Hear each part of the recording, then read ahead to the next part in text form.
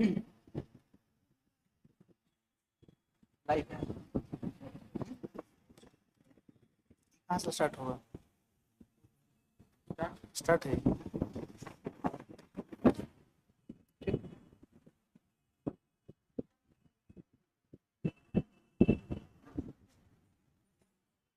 चलिए, तो सभी को गुड आफ्टरनून और स्वागत है आपका शिवांगन की पाठशाला में।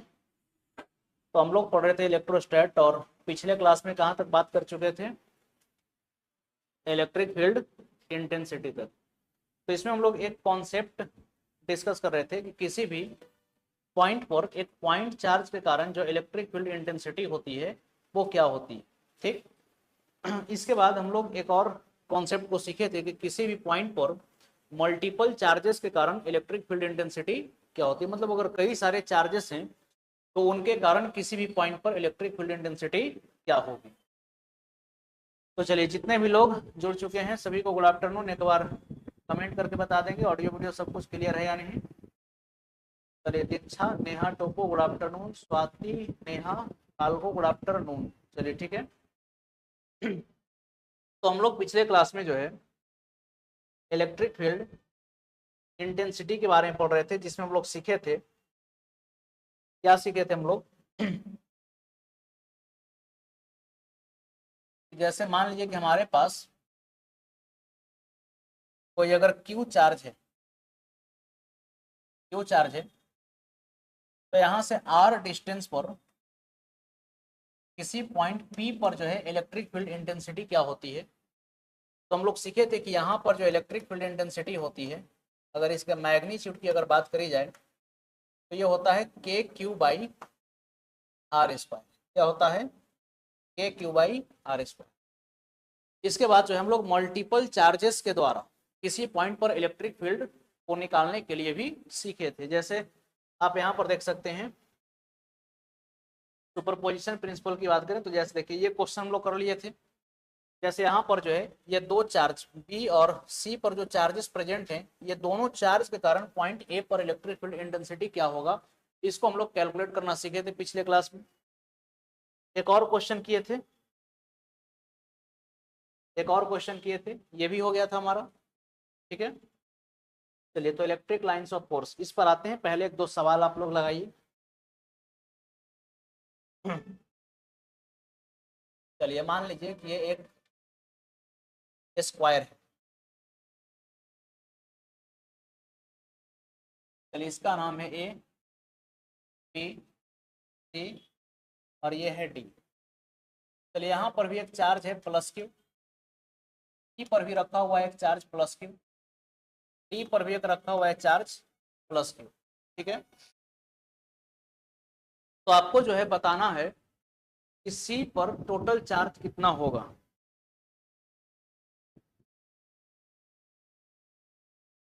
चलिए ठीक है, बिल्कुल क्लियर है आवाज।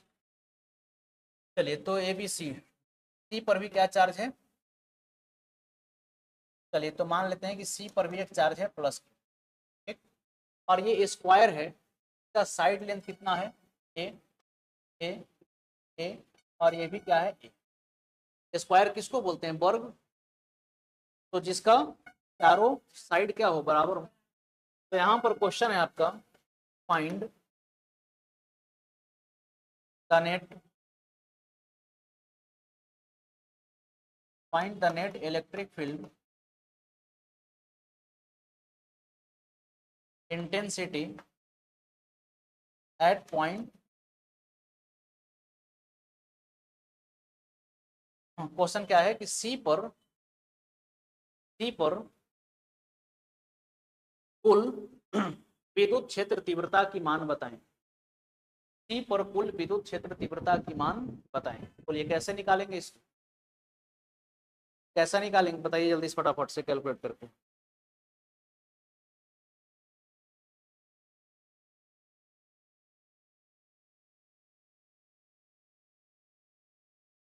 तो किस लिए दिए हैं? बनाने के लिए ही तो दिए हैं, फट से बनाइए।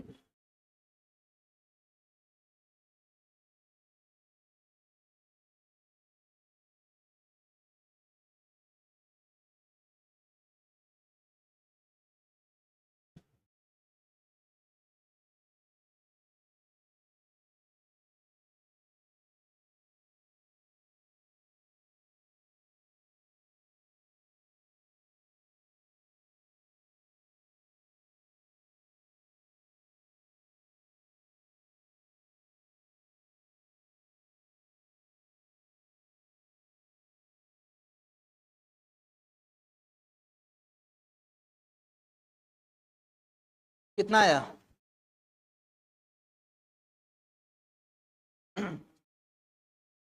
देखिए सबसे पहले जो है,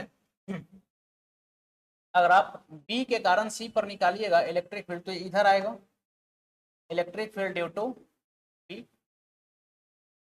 और डी के कारण इलेक्ट्रिक फील्ड आपका किधर जाएगा? इधर जाएगा, electric field due to D. और ए के कारण आपकी इलेक्ट्रिक फील्ड किधर होगी? तो देखिए यहां से अगर आप इसको ज्वाइन कर दीजिएगा तो यह डिस्टेंस आपको कितना मिल जाएगा? अगर चार्ज आपका यहाँ पर है और आप इस सी पॉइंट पर निकालना चाह रहे हैं तो ये डिस्टेंस कितना हो जाएगा? डायगोनल है ना ये स्क्वायर का, तो स्क्वायर का डायगोनल कितना होता है? √2 है। ठीक, तो इसके कारण जो इलेक्ट्रिक फील्ड आएगी, इलेक्ट्रिक फील्ड ड्यू टू ए, यहाँ पर आएगी। अब ये तीनों का जो है आपको क्या करना है? रिजल्टेंट बतलाना है। चलिए निशांत निराला जी गुड आफ्टरनून। तो कैसे निकालेंगे? तो आइए सबसे पहले देखिए, अगर हम निकालें electric field due to B तो आप इसको क्या लिखेंगे? के इंटू क्यू स्क्वायर बाई क्या लिखेंगे? ए स्क्वायर। बोलिए हाँ या ना। और इलेक्ट्रिक फील्ड ड्यू टू, अगर हम डी निकालें तो ये भी आप क्या लिखेंगे? के into square by A square. बोलिए हाँ या ना। ऐसा लिखा जा सकता है। अब यहां से अगर देखिएगा तो ये आपका डी इधर है और बी नीचे, तो ये दोनों का रिजल्टेंट भी इसी लाइन पर आएगा क्या? तो पहले इन दोनों का रिजल्टेंट निकाल करके आप बताइए क्या होगा। दोनों का रिजल्टेंट निकाल के बताइए फट से क्या होगा।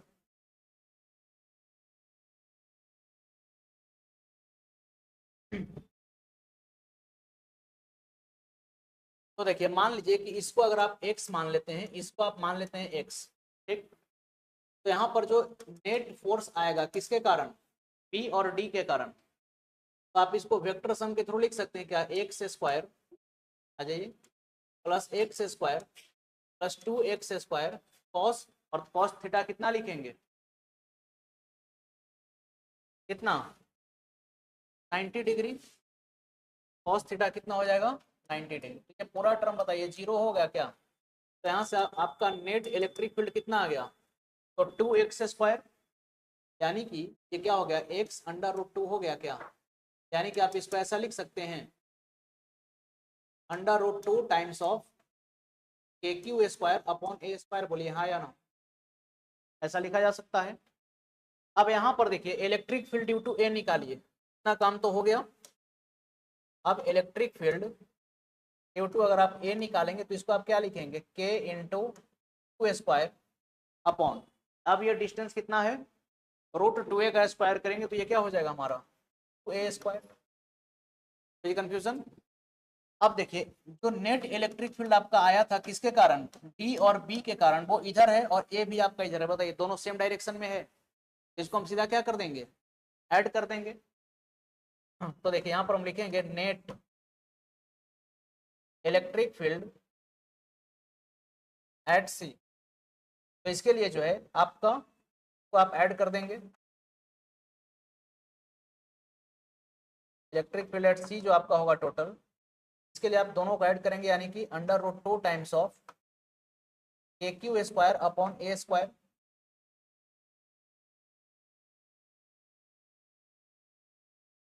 ठीक है, और प्लस में क्या करेंगे? तो इसको जोड़ेंगे तो KQ² अपॉन क्या हो जाएगा? 2A²। अब यहाँ से बताइए कॉमन क्या निकल सकता है? तो यहाँ से आपका कॉमन निकल जाएगा KQ² अपॉन A²। तो अंदर में क्या बच जाएगा? √2 + 1/, यही हो गया आपका आंसर। समझ गए? यानी कि मल्टीपल चार्ज के कारण किसी पॉइंट पर इलेक्ट्रिक फील्ड इंटेंसिटी कैसे निकाला जाता है। क्लियर है? चलिए एक और क्वेश्चन देते हैं। चलिए कुमारी जियो गुड आफ्टरनून।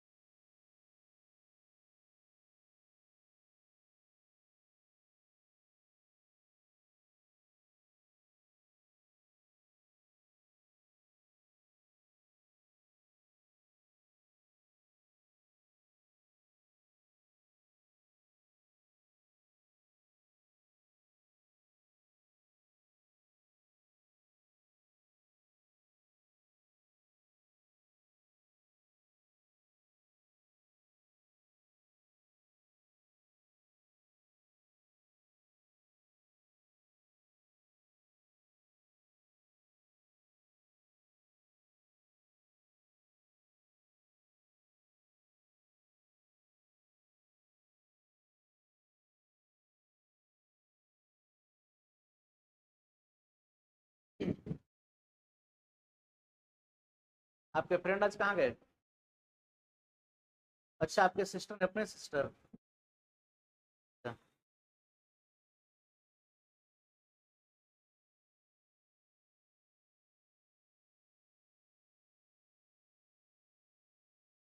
चलिए नेक्स्ट क्वेश्चन दें।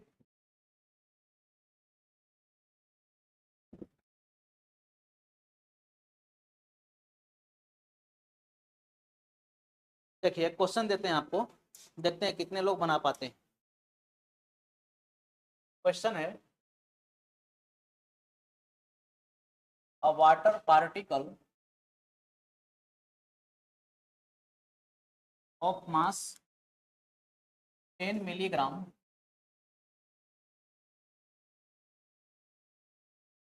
having charge of 1.5 microcoulomb stays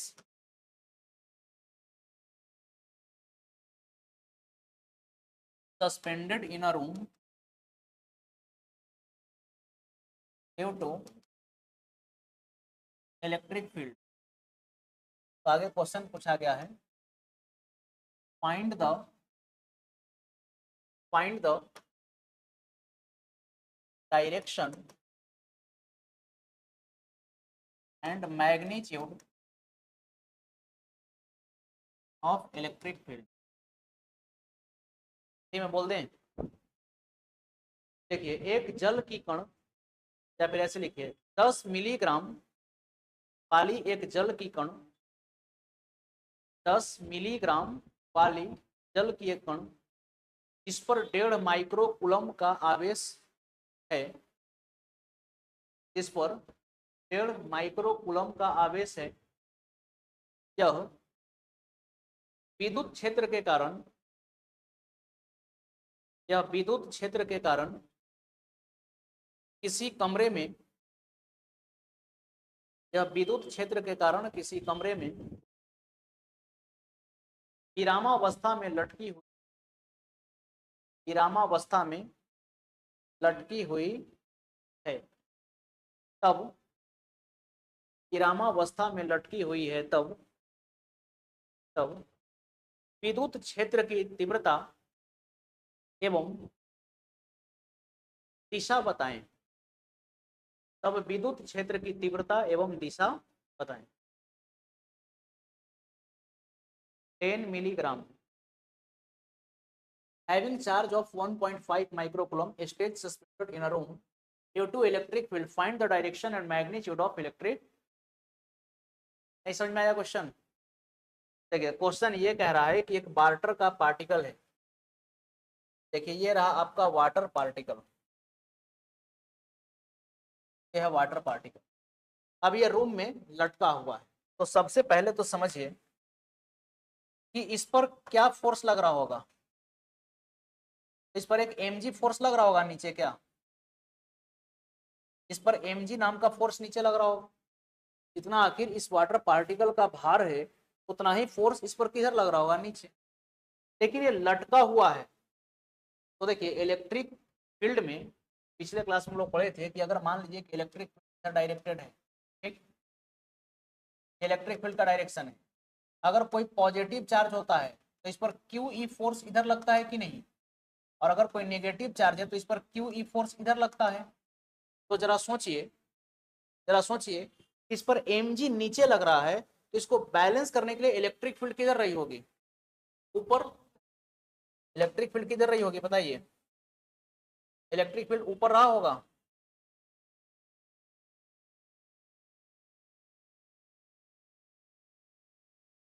देखिए किसका डायरेक्शन हो गया? ये डायरेक्शन हो गया इलेक्ट्रिक फील्ड। ये किसका डायरेक्शन है? इलेक्ट्रिक फील्ड का डायरेक्शन, ठीक। यानी कि इस पर जो है क्यू ई फोर्स किधर लग रहा होगा? ऊपर की ओर। तो क्यू ई ऊपर और एम जी नीचे, तब नहीं ये बैलेंस है। तो इलेक्ट्रिक फील्ड का डायरेक्शन तो मालूम चल गया, ऊपर है। अब बस निकालना है इलेक्ट्रिक फील्ड इंटेंसिटी की वैल्यू। तो एक बात बताइए, क्वेश्चन में क्या दिया है? तो क्वेश्चन में आपको दिया है कि मास जो है ये 10 मिलीग्राम का है, तो इसको केजी में कन्वर्ट करेंगे तो क्या लिखेंगे? तो देखिए 10 मिलीग्राम का मतलब हो गया 10 गुना में 10 का पावर -6 kg। मिलीग्राम को केजी में कन्वर्ट करेंगे तो 10 का पावर कितना आ जाएगा, -6। और चार्ज कितना है, तो चार्ज आपका 1.5 माइक्रो कूलम, तो 1.5 इंटू माइक्रो का वैल्यू 10 का पावर -6, तो इतना कूलम का आपका चार्ज हो गया। और बाकी ग्रेविटी का वैल्यू जब क्वेश्चन में कुछ नहीं बोले तो आप अपने हिसाब से जो है 10 मीटर पर सेकेंड स्क्वायर का ले सकते हैं। क्वेश्चन में क्या कहा गया है कि इक्विलिब्रियम मेंटेन्ड है। क्वेश्चन में क्या कही गई है कि इक्विलिब्रियम मेंटेन्ड है, यानी कि वाटर का पार्टिकल किस में है, रेस्ट में है। तो क्या हम ऐसा बोल सकते हैं कि फॉर इक्विलिब्रियम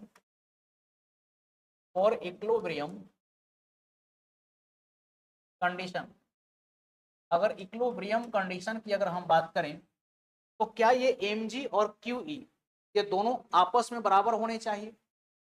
तो क्या हम ऐसा बोल सकते हैं कि इस कंडीशन में जो है qe और mg दोनों क्या होना चाहिए, इक्वल। यहां से अगर आपको e निकालना है तो आप क्या करेंगे, mg अपॉन q करेंगे, mg अपॉन q करेंगे, ये q है, ठीक है। थोड़ा सा बोर्ड छोड़ देता है।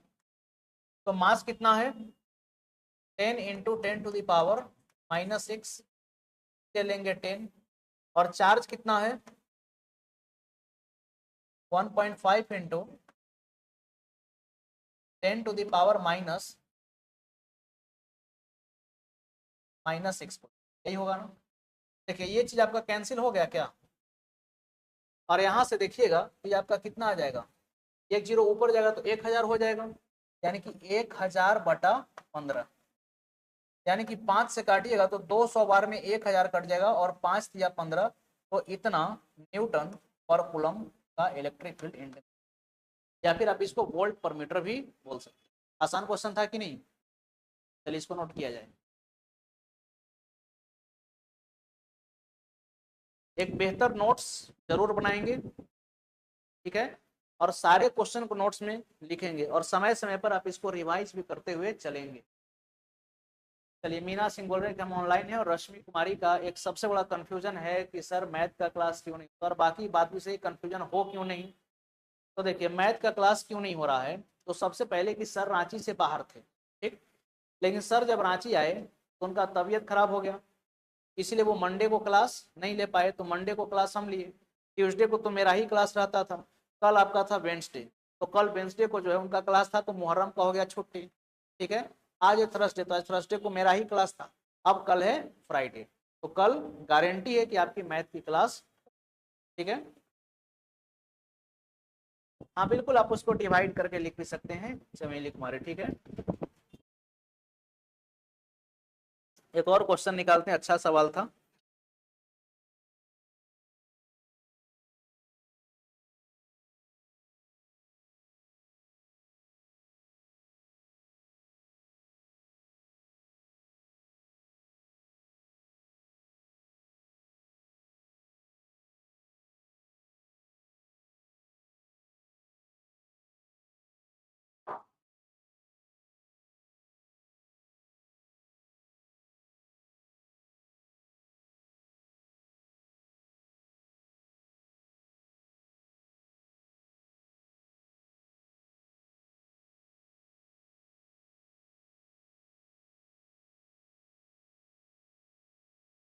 चलिए आगे बढ़े,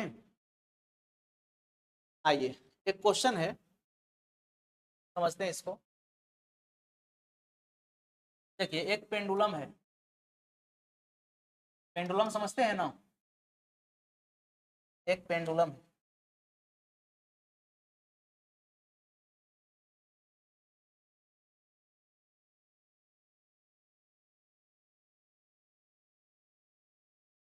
इसको हम लोग क्या बोलते हैं, तो इसको हम लोग बोलते हैं बॉब, क्या बोलते हैं इसको, बॉब। बताइए तो इस पर फोर्स किधर लगेगा, ऊपर लगेगा ना। ठीक है, तो सबसे पहले हम बोलेंगे कि इलेक्ट्रिक फील्ड मालूम होगा तब ना।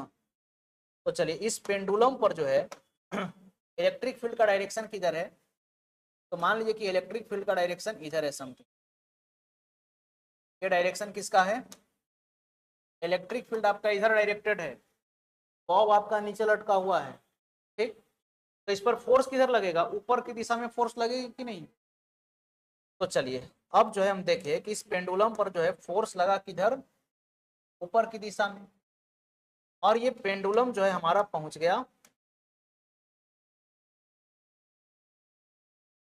ये पेंडुलम हमारा पहुंच गया इस, ठीक।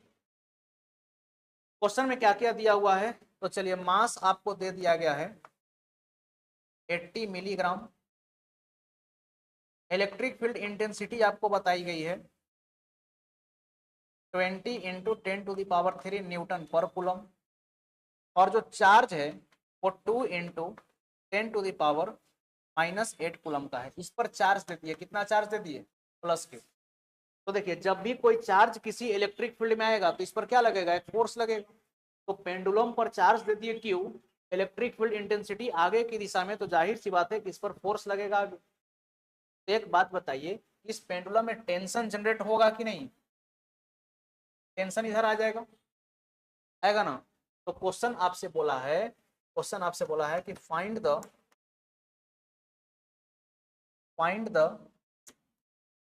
चलिए इधर लिखते हैं, find the tension in thread. बताइए इस थ्रेड में जो है कितना टेंशन आएगा, फटाफट से बताइए थ्रेड में कितना टेंशन आएगा।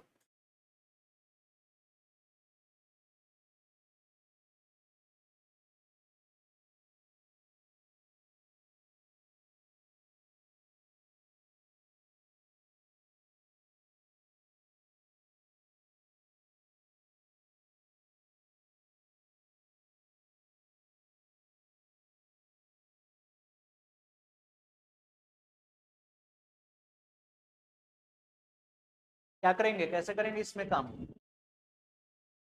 तो देखिए आपको बताए थे कि वेक्टर पर आप कमांड रखिए, ठीक है। वेक्टर को कंपोनेंट में कैसे ब्रेक करते हैं ये सब चीज आपको आना चाहिए। बाकी वैसे वेक्टर आपको हम फिर से करा भी देंगे, बाकी जो लोग किए हुए हैं उनको ये काम करने आना चाहिए। देखिए सबसे पहले कौन कौन सा फोर्स इस पर लगता है, ये चीज को हम लोग क्या कर लेते हैं, जान लेते हैं। तो इसके लिए सबसे पहले पेन को बदल लेते हैं। अब यहाँ से आप देखिएगा, कहिएगा कि अगर ये बॉब हमारा यहाँ पर है, इस पर तो एक फोर्स नीचे लगेगा, कौन सा, mg। mg फोर्स किधर लगेगी, नीचे। और ये इलेक्ट्रिक फील्ड के वजह से इस पर एक फोर्स आ जाएगा, कौन सा, इलेक्ट्रिक फील्ड की वजह से इस पर एक क्यू ई फोर्स एक्ट करेगा आगे की डायरेक्शन, ठीक। अब ये जो आप देख रहे हैं,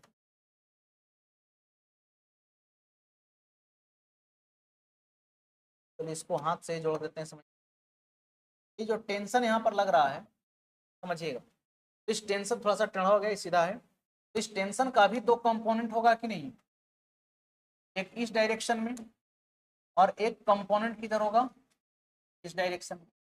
तो अगर मान लेते हैं कि ये एंगल हमारा है थीटा, तो इधर कंपोनेंट क्या आ जाएगा, टी कॉस थीटा, और इधर कंपोनेंट क्या आ जाएगा, टी साइन थीटा। कोई कंफ्यूजन।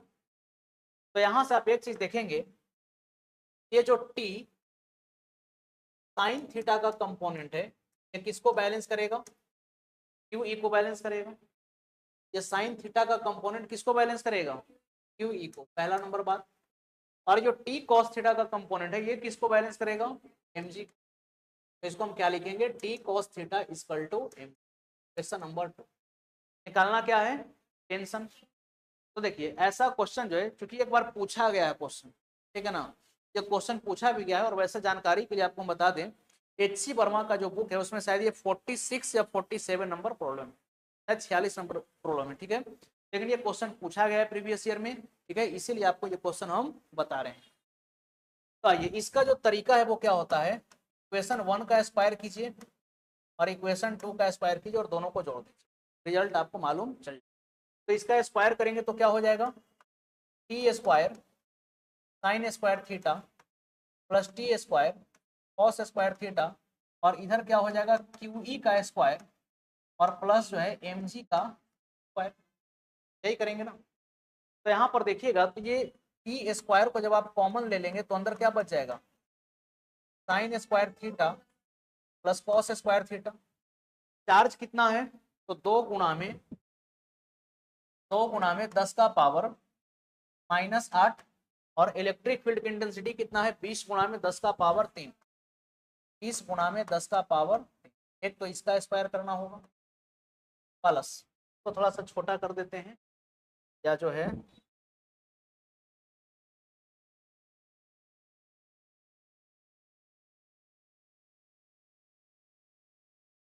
तो ऐसे लिख, ठीक है। अब यहाँ पर आइए, मास कितना है तो 80 मिलीग्राम, इसको केजी में बदलिएगा तो 80 इंटू 10⁻⁻6 केजी, और ग्रेविटी को ले लीजिए 10 और इसका कर दीजिए। कोई कंफ्यूजन? अब बताइए sine square theta plus cos square theta ये क्या हो जाएगा 1।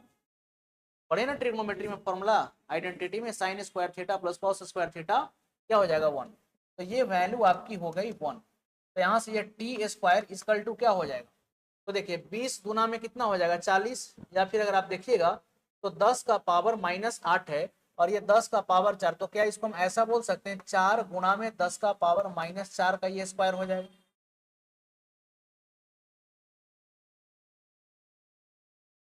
देखिए ये 3 और एक जीरो यहाँ से ले लीजिए, कितना होगा 4 जीरो होगा, तो 8 में 4 घटेगा कितना बचेगा 4, तब ये 2 को 2 से गुणा करके 4 लिखे प्लस। अब इधर आइए,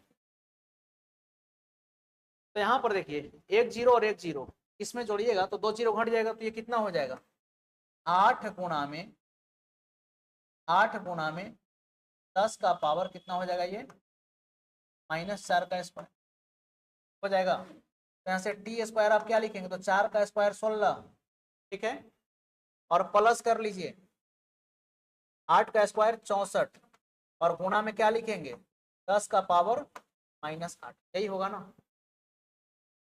तो यहाँ से टी स्क्वायर बराबर क्या हो जाएगा तो 64 और 16, 64 और 16 80, ये कितना आ गया 80 गुणा में 10 का पावर -8, ठीक। तो यहाँ से आपको क्या निकालना था टेंशन, तो टेंशन बराबर क्या लिखेंगे √80 इंटू 10⁻⁻8। तो टेंशन कितना हो जाएगा √80 इंटू 10⁻⁻4। और देखिए लगभग जो है 9 का स्क्वायर होता है 81, तो 9 से थोड़ा सा कम या फिर करीब करीब जो है 9 आ जाएगा क्या, ठीक है। तो इसको अगर आप चाहें तो करीब करीब में लिख सकते हैं, क्या लिख सकते हैं करीब करीब में, क्योंकि अगर 81 रहता ये कितना हो जाता 9, वैसे 8 पॉइंट समथिंग आएगा कुछ वैल्यू, तो इसको राउंड फिगर में हम करीब करीब कितना लिख सकते हैं 9 इंटू 10⁻⁻4 ना जो है टेंशन फोर्स इस पर एक्ट करेगा। चलिए नोट किया जाए इसको कि 80 मिलीग्राम को केजी में बदलिए, तो मिली का मतलब 10 का पावर -3 का मतलब हो गया 80 गुणा में 10 का पावर -3 ग्राम, और ग्राम को केजी में बदलेंगे तो फिर 1000 से भाग लगाएंगे, ये कितना हो जाएगा 80 गुणा में 10 का पावर माइनस, ये मिलीग्राम को केजी में बदले हैं इसीलिए 10 का पावर -6 से गुणा करना पड़ा है। चलिए तो जितने भी लोग ऑनलाइन जुड़े हुए हैं एक बार आप लोग कमेंट करके बताएंगे यहाँ तक समझ में आया कि नहीं। फिर हम लोग आगे बढ़ते हैं और थोड़ा सा इलेक्ट्रिक साइंस को समझ लेते हैं, फिर हम लोग एमसीक्यू क्वेश्चन को करेंगे।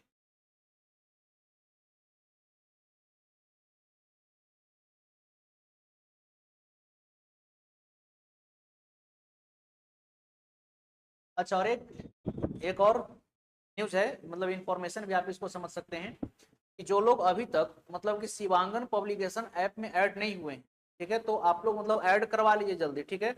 अभी आपसे बहुत कोई एक्स्ट्रा चार्ज वगैरह लिया नहीं जा रहा है, ठीक ना, नहीं तो फिर बाद में हो सकता है कि आपको फुल पेमेंट भी करना पड़े, तो अभी मौका है तो आप इसको ऐड करा लीजिए और क्लास को कंटिन्यू करवाइए, ठीक है। तो आप एक बार जो है संपर्क कर सकते हैं ऑफिस के नंबर पर या फिर मेरे नंबर पर भी आप संपर्क कर सकते हैं।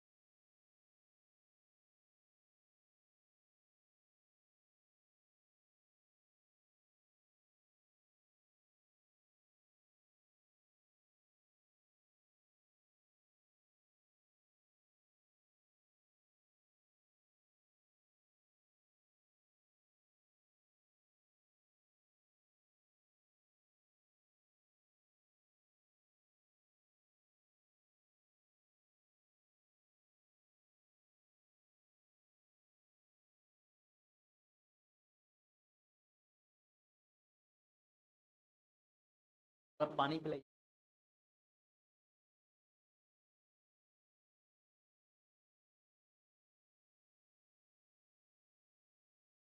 यहाँ पर नहीं, 10 ऐसे कीजिए, 10 का पावर -4 और 10 का पावर -4, यही काम करेंगे ना स्क्वायर का मतलब। तो जब बेस सेम रहता है तो पावर ऐड हो जाता है, तो -4 और -4 कितना हो जाएगा, -8। ठीक है,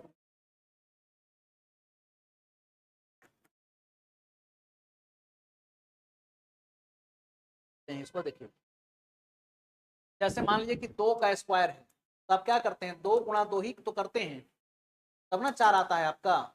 8 का स्क्वायर है, तब आप इसको क्या करते हैं, 8 गुना 8 करते हैं। तो उसी प्रकार से अगर 10 का पावर -4 का स्क्वायर है, तो 10 का पावर -4 गुना में 10 का पावर -4 करेंगे। अब एक्सपोनेंट का एक रूल है कि जब बेस हमारा सेम होता है तो पावर को हम जोड़ देते हैं। आया बात समझ में? चलिए, तो अगर ऐसा ऐसा छोटा छोटा भी कंफ्यूजन अगर आपके माइंड में है तो इसको आप दूर कीजिए।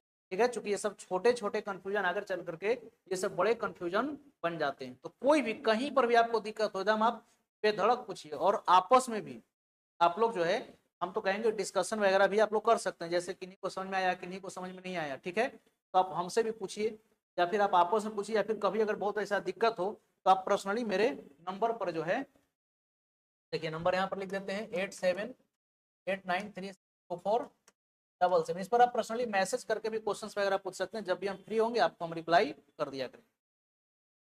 चलिए, तो आगे बढ़ते हैं हम लोग और बात करते हैं इलेक्ट्रिक लाइंस ऑफ फोर्स।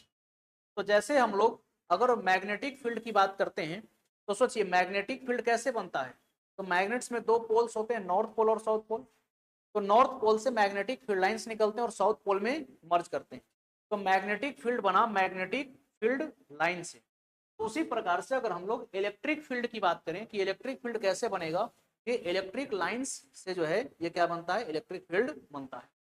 तो ये इलेक्ट्रिक लाइंस ऑफ फोर्स किसको बोलेंगे, लिखा हुआ है, it is a hypothetical concept given by Michael Faraday. यानी कि एक हाइपोथेटिकल यानी कि एक काल्पनिक बातें हैं जो किनके द्वारा की गई है, बताई गई है, माइकल फैराडे के द्वारा। इसमें ये बताते हैं, according to this concept electric lines of force originate from positive charge and terminate on negative charge. यानी कि इस कॉन्सेप्ट में ये बात करी गई है, इलेक्ट्रिक लाइंस ऑफ फोर्स जो है ये पॉजिटिव चार्ज से निकलेंगे और कहाँ मर्ज करेंगे, नेगेटिव में। ठीक है, जैसे मैग्नेटिक फील्ड लाइंस कौन से पोल से निकलता है, नॉर्थ पोल से, और मर्ज कहां पर करता है, साउथ पोल में मर्ज करता है। तो उसी प्रकार से जो इलेक्ट्रिक लाइंस ऑफ फोर्स हैं ये पॉजिटिव चार्ज से निकलेंगे और मर्ज कहां पर करेंगे, नेगेटिव चार्ज में। कोई कंफ्यूजन?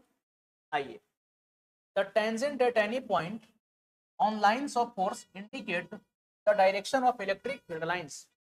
अब अगर आपसे कोई पूछे कि जो इलेक्ट्रिक फील्ड लाइंस है यानी कि विद्युत क्षेत्र की जो रेखाएं हैं, इसकी दिशा किधर है, इसकी डायरेक्शन क्या है, तो इसको जानने के लिए आप जिस भी पॉइंट पर जानना चाहते हैं वहां पर एक टेंजेंट खींच, क्या खींच दीजिए, टेंजेंट। और वो जो टेंजेंट होगी वो आपको बताएगी इलेक्ट्रिक फील्ड लाइंस के डायरेक्शन के बारे में। जैसे आप देख सकते हैं, मान लीजिए कि हमको मन किया यहाँ पर जानने का इलेक्ट्रिक फील्ड, तो हम क्या करेंगे, यहाँ से टेंजेंट खींच देंगे, ये हो गया इलेक्ट्रिक फील्ड का डायरेक्शन। कोई हमसे बोला कि यहाँ पर बताइए इलेक्ट्रिक फील्ड लाइंस, तो यहाँ से हम एक टेंजेंट खींच देंगे, इलेक्ट्रिक फील्ड लाइंस का डायरेक्शन ये। यानी कि इलेक्ट्रिक फील्ड लाइंस हमेशा किधर डायरेक्टेड होगी, अलोंग द टेंजेंट। कोई हमसे बोला यहाँ पर बताइए, तो इधर खींच दिए एक tangent. Electric field lines tangentially directed होती है।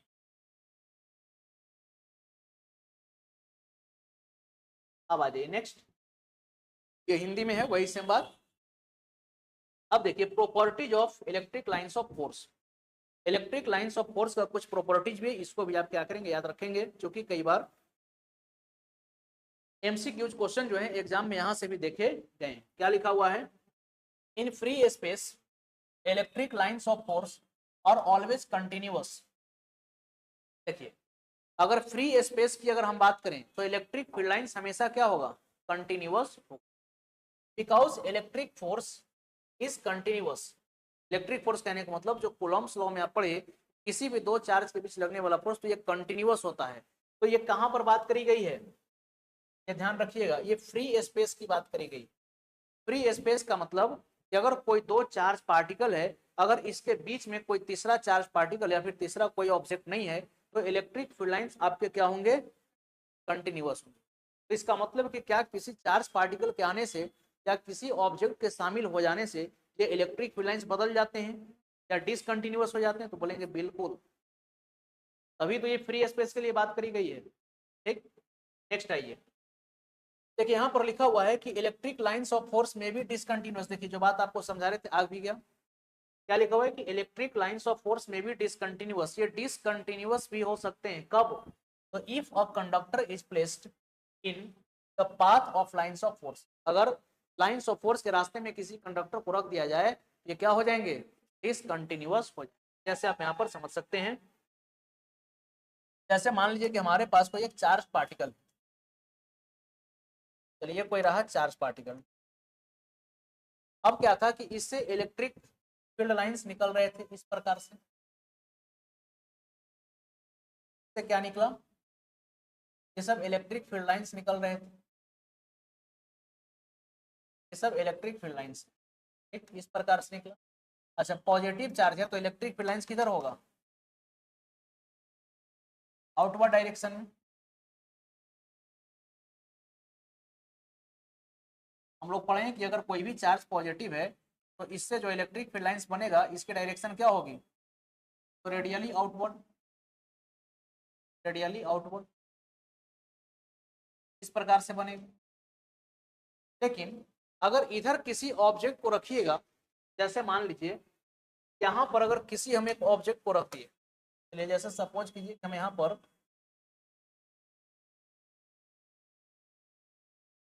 एक ऑब्जेक्ट को रख दिए, ठीक, तो अब ये इलेक्ट्रिक फील्ड लाइंस कैसा होगा, इलेक्ट्रिक फील्ड लाइंस इस प्रकार से जाए। अब आप सोच रहे होंगे कि ऐसे जाएगा, ऐसे जाएगा, और ये कैसे पास करेगा, तो ये जो है प्रकार से पास, ठीक। लेकिन याद रखिएगा जैसे ही यहाँ पर आप कोई बॉडी को रखते हैं तो ये क्या हो जाता है, चार्ज हो जाता है, चार्जिंग बाई इंडक्शन, इंडक्शन के कारण चार्ज होना आप समझते हैं। तो मान लीजिए कि इधर आ गया आपका नेगेटिव चार्ज, इधर कौन सा चार्ज आ गया, नेगेटिव चार्ज, और इधर कौन सा चार्ज आ गया, मान लीजिए कि पॉजिटिव। तो बीच में अगर किसी दूसरे कंडक्टर को आप रखिएगा तो यहाँ पर इलेक्ट्रिक फील्ड लाइंस क्या हो जाएंगे, डिसकंटिन्यूअस हो जाएंगे, इलेक्ट्रिक फील्ड लाइंस अंदर में क्या हो जाएंगे, डिसकंटिन्यूअस हो जाएंगे। मतलब कि अगर स्पेस में, फ्री स्पेस की अगर हम बात कर रहे हैं और कोई दूसरा ऑब्जेक्ट नहीं है, तब तो इलेक्ट्रिक फील्ड लाइंस क्या होंगे, कंटिन्यूअस। लेकिन किसी दूसरे ऑब्जेक्ट के रखने से ये इलेक्ट्रिक फील्ड लाइंस कैसे हो जाते हैं, डिसकंटिन्यूअस। अब देखिए कई बार एग्जाम में क्वेश्चन आ जाता है इलेक्ट्रिक फील्ड लाइंस के लिए सही इमेज डायग्राम कौन सा है। याद रखिएगा अंदर से अगर इलेक्ट्रिक फील्ड लाइंस गया हुआ है तो वो डायग्राम हमारा सही नहीं है। कि अंदर में क्या होना चाहिए, अंदर में एम्प्टी होना चाहिए, खाली होना चाहिए, फिर बाहर में आप इसको दिखा सकते हैं। नेक्स्ट क्या लिखा हुआ है, तो नेक्स्ट पॉइंट की बात करते हैं। Electric lines of force originate and terminate perpendicularly to the surface of conductor. देखिए इलेक्ट्रिक फील्ड लाइंस जब भी किसी कंडक्टर से निकलेगा तो वो परपेंडिकुलरली निकलेगा, और जब मर्ज भी करेगा तो परपेंडिकुलरली। जैसे यहाँ पर ये जो हम थोड़ा सा कर्व बनाए, तो कर्व बनाने का मतलब ये था कि यहाँ पर मर्ज करा तो ये कितने डिग्री पर करेगा, 90 डिग्री पर। ये एंगल कितना होना चाहिए, 90 डिग्री। अगर ये यहाँ से निकल भी रहा है तो ये एंगल कितना होना चाहिए, 90 डिग्री। आप इसको ऐसे समझ लीजिए कि जैसे हमारे पास दो चार्ज है, चलिए मान लीजिए कि हमारे पास कोई एक चार्ज बॉडी है, चलिए इस पर मान लेते हैं कि प्लस क्यू चार्ज है, इस पर जो है चार्ज प्लस क्यू है,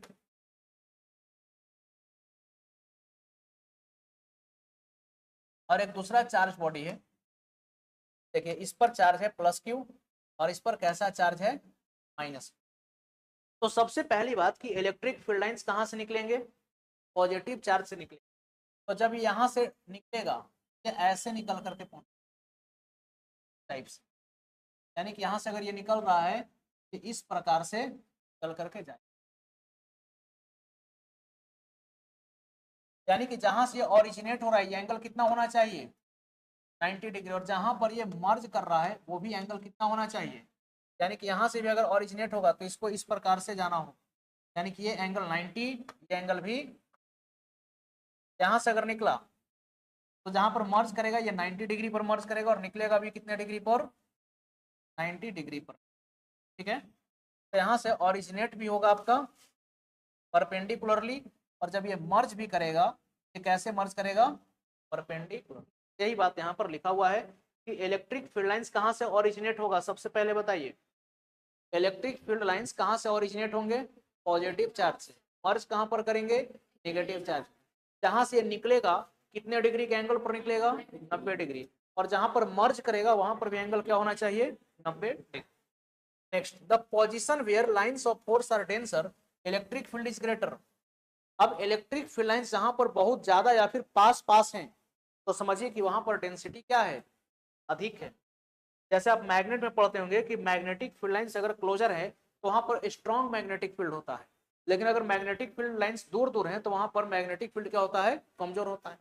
तो जैसे यहाँ पर आइए एक डायग्राम को देखिए, जैसे यहाँ पर समझिए बात को, इस रीजन को पकड़िए, यहाँ पर मैग्नेटिक इलेक्ट्रिक फील्ड लाइंस दूर दूर है कि नहीं, यहाँ पर दूर दूर है तो यहाँ पर बीकर इलेक्ट्रिक फोर्स लगेगा। जबकि यहाँ पर देखिएगा इस रीजन में तो ये काफी पास पास है, तो इलेक्ट्रिक फील्ड अगर काफी डेंस है यानी कि काफी पास पास है तो वहां पर स्ट्रॉन्ग इलेक्ट्रिक फील्ड बनेगा।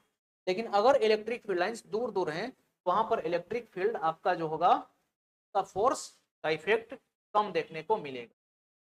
नेक्स्ट क्या कहता है, the tangent to a line of force at any point gives the direction of electric field at that point. अब इलेक्ट्रिक फील्ड लाइंस की या फिर इलेक्ट्रिक फील्ड की अगर आपको डायरेक्शन जाननी है तो इलेक्ट्रिक फील्ड लाइंस पर आप क्या करेंगे, एक टेंजेंट को ड्रॉ कर देंगे, और वो टेंजेंट किसके डायरेक्शन को बताएगा, इलेक्ट्रिक फील्ड की डायरेक्शन को वो बतलाएगा। चलिए नेक्स्ट क्या है, अब नेक्स्ट है two lines of force can not intersect each other. देखिए मैग्नेट में हम लोग पढ़ते हैं कि दो मैग्नेटिक फील्ड लाइंस आपस में एक दूसरे को कभी नहीं काटते।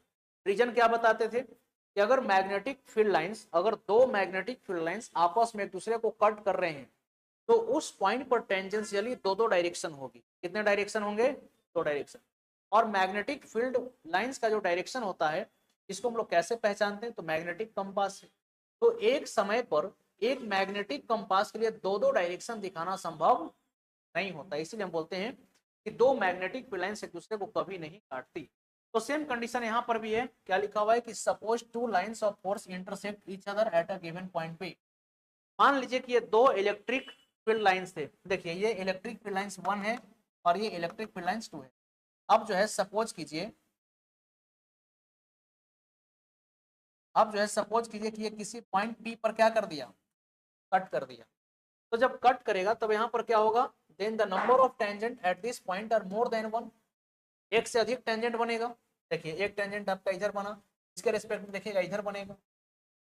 तब यहाँ पर क्या होगा, that is electric field is directed in more than one direction which is not possible. इसका मतलब है एक साथ इलेक्ट्रिक फील्ड लाइंस एक से अधिक डायरेक्शन में डायरेक्टेड निर्देशित है, जो कि ये संभव नहीं होता। तो इसीलिए ये एजम्पशन है, ये क्या है आपका एजम्पशन। ये बात मान ली गई है कि कोई भी दो इलेक्ट्रिक फील्ड लाइंस आपस में दूसरे को काटेंगे।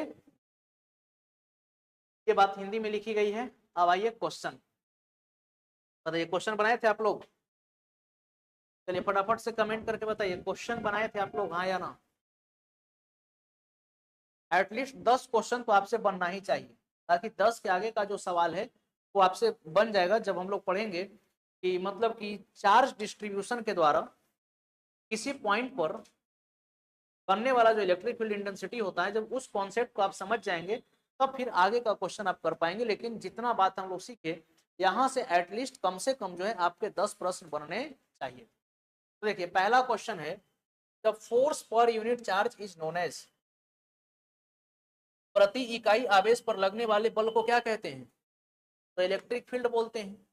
इलेक्ट्रिक फील्ड बताइए मेजरेबल क्वांटिटी है कि नहीं, तो बोलेंगे इलेक्ट्रिक फील्ड मेजरेबल क्वांटिटी नहीं। तो मेजरेबल क्या है, मेजरेबल होती है इसकी इंटेंस। क्लियर है, तो पहला का जो है सही ऑप्शन क्या हो जाएगा, नंबर सी। आइए नेक्स्ट क्वेश्चन है, electrical as well as gravitational effect can be thought to be caused by field. चाहे आप इलेक्ट्रिकल फील्ड की बात करें या ग्रेविटेशनल फील्ड की बात करें, या फिर जो है जैसे इलेक्ट्रिकल फोर्स या ग्रेविटेशनल फोर्स, इलेक्ट्रोस्टैटिक्स फोर्स या फिर ग्रेविटेशनल फोर्स के प्रभाव को जो आप पढ़ते हैं ये फील्ड के कारण होता है। किसके कारण? एक फील्ड के कारण। तो इस पर जो है आपको विचार करना है। तो पहला ऑप्शन कहता है, देखिए क्वेश्चन है कि which of the following is true of an electrical और ग्रेविटेशनल फील्ड। तो कह रहा है कि मतलब कि विद्युत क्षेत्र और गुरुत्वाकर्षण क्षेत्र से संबंधित सही कथन कौन सी कही गई है। पहला कहता है कि the field concept is often used to describe the contact force, यानी कि फील्ड की जो विचारधारा हमारे पास आई, तो फील्ड की विचारधारा से हम संपर्क बलों को पहचान सकते हैं या इसका अध्ययन कर सकते हैं। क्या ये बात सही है? ये चीज सही नहीं है। सिर्फ कांटेक्ट फोर्स का स्टडी कैसे कीजिएगा? ग्रेविटेशनल फोर्स का बात थोड़ी, यहाँ पर इलेक्ट्रोस्टैटिक फोर्स का बात, यहाँ पर रिपल्सन भी आपको हो सकता है। नेक्स्ट कहता है कि ग्रेविटेशनल और electric field does not exist in space around an object. कहता है किसी वस्तु के चारों ओर ग्रेविटेशनल फील्ड या फिर इलेक्ट्रोस्टैटिक फील्ड फोर्स जो है एग्जिस्ट नहीं करती। क्या ये बात सही है? ये भी गलत है। नेक्स्ट है the fields are useful for understanding forces acting through a distance. कह रहे कि इलेक्ट्रिक फील्ड से हम ये समझ सकते हैं कि किसी बिंदु पर क्या बल लग रही हो। ऑप्शन सी कहता है कि इलेक्ट्रिक फील्ड से हम ये पता लगा सकते हैं कि किसी बिंदु पर जो बल लग रही होगी वो क्या होगी, उसकी मतलब परिमाण वगैरह क्या होगी। क्या ये सही है? ये सही कहा गया है। जैसे ग्रेविटेशन में हम लोग पढ़ते हैं ग्रेविटेशनल फील्ड इंटेंसिटी, यहाँ पर हम लोग क्या पढ़ते हैं? Electrical field. ये ऑप्शन सी जो है हमारा बिल्कुल सही है। तो क्वेश्चन नंबर सेकंड का करेक्ट आंसर हो जाएगा ऑप्शन नंबर सी। चमेली कुमारी आपका आंसर सही है, बाकी मीना सिंह आपका आंसर पर गलत है। अगली बार आप ट्राई करेंगे। आइए नेक्स्ट क्वेश्चन है। क्वेश्चन कहता है कि the electric field at a point, एक बिंदु पर विद्युत क्षेत्र क्या होगा।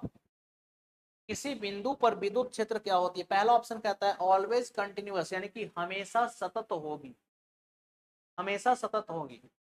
दूसरा कहता है कि continuous if there is no charge at that point, अगर उस बिंदु पर कोई दूसरा आवेश नहीं है तब तो ये इलेक्ट्रिक फील्ड लाइंस कंटिन्यूअस होगी। क्या ये बात सही है? बिल्कुल सही है। अभी ना हम लोग पढ़े थे, अभी ना हम लोग पढ़े थे कि अगर मान लीजिए कि किसी चार्ज के, तब किसी चार्ज के द्वारा जो इलेक्ट्रिक फील्ड लाइंस बन रहा है, तो किसी पॉइंट पर अगर कोई दूसरा चार्ज बॉडी नहीं है, यानी कि फ्री स्पेस में, अभी हम लोग क्या पढ़े कि फ्री स्पेस में इलेक्ट्रिक लाइंस ऑफ फोर्स क्या होते हैं? कंटिन्यूअस होते हैं। लेकिन डिसकंटिन्यूअस कब होते हैं? जब कोई दूसरा ऑब्जेक्ट आ जाता है। तो दूसरा ऑप्शन क्या है कि डिसकंटिन्यूअस होंगे if there is a charge at that point. क्या ये बात सही है? अगर किसी दूसरे आवेश के आ जाने से डिसकंटिन्यूअस हो जाएंगे, हाँ या ना? ये भी सही है। तो ऑप्शन सही कौन सा हो जाएगा? Both B and C are, यानी कि यहाँ पर जो सही आंसर है ऑप्शन बी हो जाएगी, यानी कि और सी यहाँ पर क्या है? दोनों सही। आया बात समझ में? चलिए नेक्स्ट क्वेश्चन है the dimensional formula of electric intensity is. Electric intensity का डायमेंशनल फॉर्मूला बताइए। अब इसमें जो है अगर आपको याद नहीं है तो कोई दिक्कत नहीं है, और हम आपको बोले भी हैं कि इसको याद नहीं रखना है, लेकिन आप फॉर्मूला याद रखना और बाकी डायमेंशंस पर जो है आपको काम करने आना चाहिए। तो बताइए इलेक्ट्रिक फील्ड इंटेंसिटी हम लोग क्या पढ़े हैं? Force acting on unit charge, यानी कि इकाई आवेश पर लगने वाली बल। चलिए ऑप्शन सी बता रहे हैं इकाई आवेश पर लगने वाली बल। तो इसका डायमेंशनल फॉर्मूला अगर आपको लिखना हो, डायमेंशनल इक्वेशन यानी कि विमीय समीकरण या फिर विमीय सूत्र, तो फोर्स के लिए क्या लिखेंगे? एम एल टी माइनस, और चार्ज के लिए क्या लिखेंगे? A T. तो ये हो गया M L T minus three A minus one. क्या हो गया? M L T minus three A minus one, M L T minus three. कौन सा ऑप्शन सही है? Option C is the right answer. हमको भी याद नहीं था, हमको भी ये चीज याद नहीं था, लेकिन हमको ये जरूर याद था इलेक्ट्रिक फील्ड इंटेंसिटी का formula force per unit charge होता है। बस इतना से इसको हम कैलकुलेट कर दी, और आपको भी यही काम करना है। ठीक है, वैसे तो हमको याद था कि ऐसे क्वेश्चन को इतना बार प्रैक्टिस किया गया कि कुछ कुछ चीज आपके माइंड में आ जाती है, लेकिन मैं आपको यही परामर्श दूंगा कि आप मतलब कि जनरली डायमेंशंस पर दिमाग नहीं लगाना है कि इसको याद कर रहे हैं। डायमेंशंस आप कुछ चीजों का याद रख लीजिए, जैसे फोर्स का याद रखिए, जैसे आप वर्क का याद रख लीजिए, एक्सेलरेशन, स्पीड, वेलोसिटी, ये सब चीज का याद रख लीजिए। बाकी जो है आप डायमेंशन किसी भी फिजिकल क्वांटिटी का आसानी से निकाल। तो चलिए ऑप्शन सी इसका हो जाएगा। आइए एक क्वेश्चन है, इसका सही आंसर क्या होगा? देखिए क्वेश्चन है कि यदि किसी वस्तु पर आवेश 2 गुना कर दिया जाए, आवेश क्या कर दिया जाए? 2 गुना कर दिया जाए तो विद्युत क्षेत्र हो जाता है। तो देखिए विद्युत क्षेत्र यानी कि electric field is not a measurable quantity. Electric field measurable quantity है नहीं। तो measurable quantity is electric field intensity. और हम लोग पढ़े हैं कि मान लीजिए कि कोई अगर चार्ज है हमारे पास, तो किसी चार्ज के कारण आर डिस्टेंस पर किसी पॉइंट पर जो इलेक्ट्रिक फील्ड इंटेंसिटी होती है, ये क्या होती है? तो हम लोग पढ़े हैं के क्यू बाई आर, के क्यू बाई आर स्क्वायर। तो क्वेश्चन क्या कह रहा है कि चार्ज को कर दीजिए डबल। तो मान लीजिए पहले इलेक्ट्रिक फील्ड इंटेंसिटी आपका था के क्यू बाई आर स्क्वायर। अब क्वेश्चन क्या बोला कि चार्ज को कर दीजिए डबल। तो अब इलेक्ट्रिक फील्ड को हम ई डैश बोल देते हैं, ये तो कूलम कांस्टेंट कांस्टेंट ही रहेगा। अब के जगह पर क्या कर दिए? 2q कर दिए बाई आर स्क्वायर। तो इलेक्ट्रिक फील्ड इंटेंसिटी क्या हो गया? 2 टाइम्स ऑफ के क्यू बाई आर स्क्वायर। यानी कि जो आपकी नई इलेक्ट्रिक फील्ड इंटेंसिटी आई, ये पहले वाले इलेक्ट्रिक फील्ड इंटेंसिटी की क्या हो गई? डबल हो गई, 2 गुना हो गई। तो क्या हो जाएगा? या सिंपल आप इसको ऐसे ही सिंपल सोच लीजिए, सिंपल ऐसे सोच लीजिए, इस क्वेश्चन ने डिस्टेंस में छेड़छाड़ किया है क्या? दूरी को नहीं बदला है। तो simple electric field intensity directly proportional charge का है। तो चार्ज डबल तो electric field intensity double, charge आधा तो इलेक्ट्रिक फील्ड आधी हो जाएगी। आई बात समझ में? चलिए ठीक है, तो आज का क्लास हम लोग यहीं तक रखते हैं। बाकी जो कुछ क्वेश्चन बच गए हैं उसको अगले क्लास में करेंगे। और अगले क्लास में हम लोग सीखेंगे, जैसे यहाँ तो हम लोग पॉइंट चार्ज के कारण देखें, ये पॉइंट चार्ज के कारण किसी पॉइंट पर इलेक्ट्रिक फील्ड इंटेंसिटी क्या होती है। अगले क्लास में हम लोग सीखेंगे कि मान लीजिए हमारे पास कोई एक रॉड है, उस पर चार्ज का डिस्ट्रीब्यूशन है, ठीक, या फिर कोई सेमी सर्कुलर आर्क है, या फिर क्वाड्रेंट टाइप का कोई आर्क है, या फिर रिंग है, उस पर चार्ज का डिस्ट्रीब्यूशन है, तो उनके कारण किसी पॉइंट पर इलेक्ट्रिक फील्ड इंटेंसिटी कैसे कैलकुलेट करते हैं। तो इन सारे कॉन्सेप्ट की चर्चा हम लोग करेंगे अगले क्लास में। Thank you to all of.